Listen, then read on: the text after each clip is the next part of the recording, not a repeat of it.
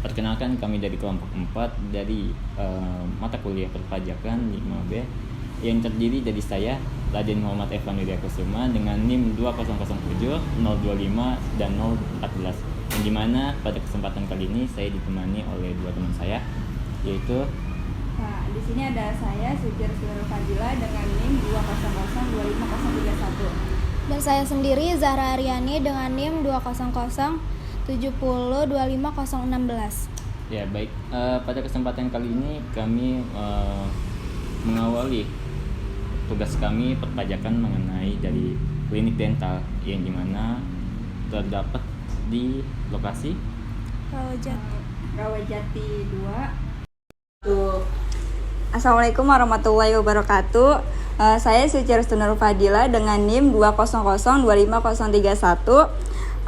Pada saat ini saya ingin mewawancarai Bapak untuk memenuhi tugas akhir kami, yaitu mata kuliah perpajakan, yaitu menghitung pajak PPh pasal 21. Di sini saya berbicara dengan Bapak siapa? Nama saya Herudin Purnama. Begini Pak, Iya. boleh gak kami tahu profil usaha Bapak?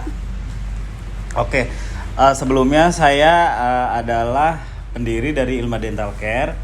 Irma Dental Care sendiri itu beralamat di Jalan Rawajati Barat 2 nomor 34, Kelurahan Rawajati, Kecamatan Pancoran, Jakarta Selatan.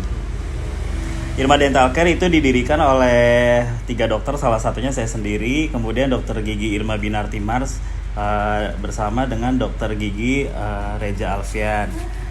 Kemudian Irma Dental Care itu lokasinya menurut saya sangat strategis, yaitu berada di Jakarta Selatan, yaitu berdekatan dengan apartemen Kalibata City. Kemudian klinik kami itu berdiri pada bulan Juni tahun 2021 yang kebetulan saat ini sudah berusia 1,5 tahun. Dan kami itu biasanya melayani perawatan gigi tiruan, kemudian perawatan orto, kemudian ada implan gigi, perawatan gigi dasar seperti scaling, kemudian tambal gigi, dan perawatan gigi anak. Sudah dijelaskan tentang company income-nya. Nah, pertanyaan selanjutnya, pendapatan bersih atau kotornya tuh gimana? Bisa dijelaskan? Oke, untuk pendapatan kotor itu per bulan kurang lebih di kisaran 30 sampai 40 juta ya. Cuma kan kalau untuk praktek dokter gigi kita tidak selalu dinilai yang sama untuk pendapatan bulanannya. Nah, untuk pendapatan bersih itu biasanya kita sudah dipotong jasa dokter, kemudian maintenance klinik,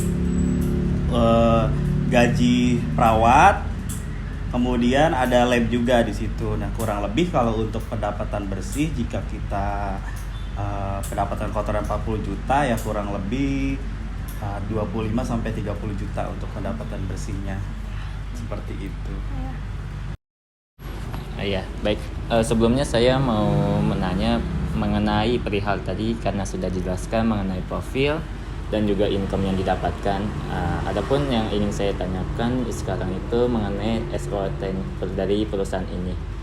Untuk mungkin dari perusahaan ini itu sendiri mengenai kelebihannya itu dari apa aja? Oke, untuk kelebihan dari praktek dokter gigi ya, karena di sini lokasinya kita di dalam komplek pemukiman, biasanya masyarakat itu mencari praktek dokter gigi terdekat. Terlepas dari yang paling murah sudah pasti mereka cari yang terdekat gitu. Nah, untuk kesehatan gigi dan mulut biasanya setiap orang pasti butuh ya gitu. Maka dari itu kita di sini buka, menurut saya sudah tepat lokasinya juga. Kemudian minim persaingan juga, maka dari itu menurut saya kelebihannya itu sih karena di tengah pemukiman. Ya baik, mungkin itu kan dari segi kelebihannya ya. Iya. Nah, mungkin sekarang bisa menjelaskan bagian dari sisi kekurangannya perusahaan ini gimana? Untuk kekurangan dari praktek dokter gigi itu biasanya kita sih di jam kedatangan pasien ya. berhubung di sini kita dokternya semuanya praktek di luar juga, tidak selalu di sini. Kekurangannya jadi untuk pasien-pasien yang tidak membuat appointment terlebih dahulu biasanya lebih sering kita reschedule gitu jadwalnya. Jadi tidak bisa kita pasien datang langsung dikerjakan. Mungkin bisa kalau bertepatan dengan jadwal dokter yang bersangkutan gitu.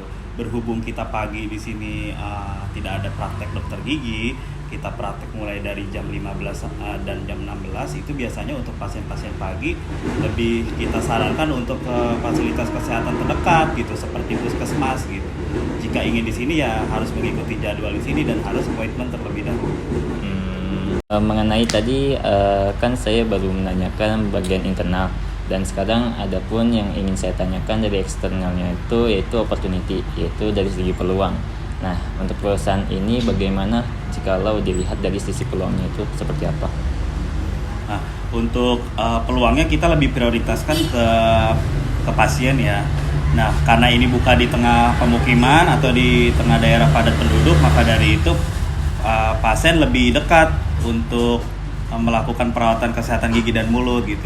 Mengurangi waktu tunggu pasien juga jika pasien harus berobat ke rumah sakit yang antriannya kan lebih panjang daripada praktek pribadi. Nah, maka dari itu di sini kita menyediakan fasilitas pelayanan kesehatan untuk memudahkan masyarakat menjangkau fasilitas kesehatan terdekat di lingkungannya gitu. Oke.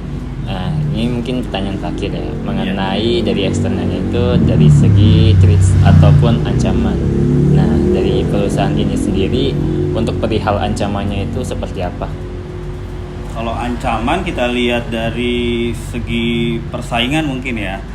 Walaupun pada saat ini kita minim persaingan di sini, tapi tidak menutup kemungkinan 1 tahun atau 2 tahun ke depan praktek dokter gigi yang sama mungkin akan ada juga di sini gitu. Ya mungkin ancamannya sih menurut saya lebih ke daya saingnya gitu. Karena setiap tahunnya pasti kan lulusan dokter gigi itu pasti ada dan banyak kan, apalagi ini daerah besar, kota besar, Jakarta ya pasti persaingan situ pasti ada. Dan itu aja.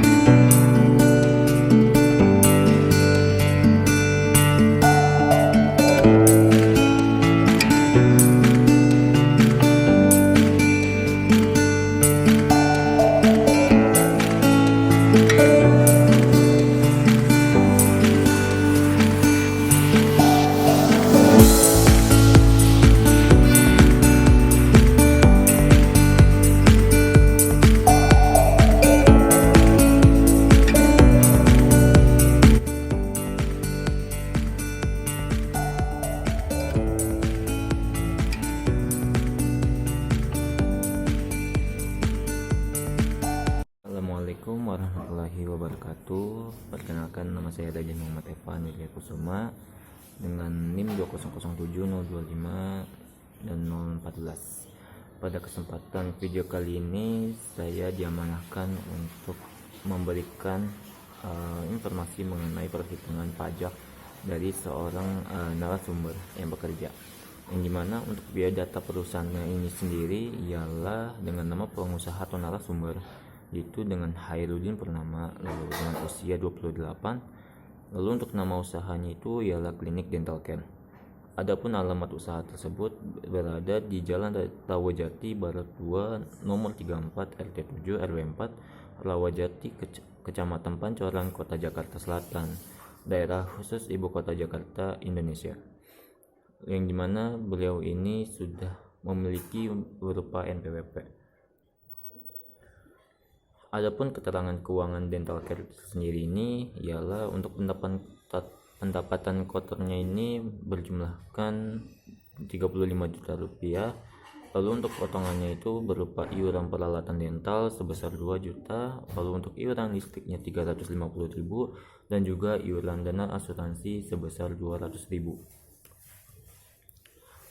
Untuk penghasilan tidak kena pajak atau PTKP-nya itu ada beberapa keterangan, yang dimana ada untuk PTKP laki-laki atau perempuan yang lajang atau belum menikah, lalu ada PTKP untuk laki-laki atau perempuan yang sudah menikah, Lalu untuk PTKP yang sudah suami dan istri dan sudah juga menjalankan usaha ataupun bekerja, yang dimana apabila kita kategorikan dari narasumber ini, dia masuk ke dalam PTKP laki-laki kawin dikarenakan dia sudah bersuami istri, tetapi untuk istrinya itu tidak bekerja, sedangkan dia sudah memiliki satu tanggungan yaitu berupa satu anak, yang berarti apabila dikategorikan dia masuk ke dalam K/1 dengan nominal Rp28.350.000.